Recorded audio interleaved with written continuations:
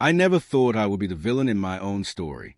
If you had asked me a year ago, I would have sworn my marriage was solid, maybe imperfect, but safe. Ethan and I had been together 12 years, married 9. He was steady, quiet, predictable in a way that once made me feel protected. I used to tell friends he was my anchor. What I didn't admit, not even to myself, was how invisible I had started to feel standing next to him. Life became routine. Same mornings, same dinners, same conversations recycled until they lost meaning. Ethan worked long hours in logistics, came home tired, kissed my forehead, and sank into the couch. He never yelled. He never cheated. He never did anything obviously wrong. And somehow that made it harder to explain the emptiness. I wanted to feel chosen, desired, seen as more than part of a schedule. Instead of talking, I drifted. Instead of fixing, I escaped. That's how Callum happened. He was effortless, attentive. He laughed at my stories, remembered small details, asked how I felt instead of how my day was. I told myself it was harmless at first, just conversation, just feeling alive again. But lines blur when you're starving for attention. One bad decision turned into many. I compartmentalized, convinced myself I deserved happiness, that no one was getting hurt as long as Ethan didn't know. The night everything collapsed wasn't dramatic. No screaming, no shattered plates. Just timing and truth colliding. Ethan came home early. I didn't hear the door. I didn't hear his footsteps. I only noticed the silence when it was too late. I turned, and there he was, standing in the doorway, eyes steady, face unreadable. Callum froze. I felt the blood drain from my body.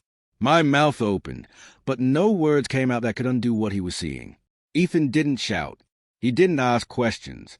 He looked at Callum, then back at me, and nodded once, like he'd just confirmed something he already suspected. Callum mumbled an apology that sounded ridiculous in the room. Ethan stepped aside and said, calmly, "You should go." No threats, no anger, just certainty. Callum left without meeting my eyes. The door closed, and the house fell hollow. I started crying immediately, words spilling out in a mess of excuses and explanations.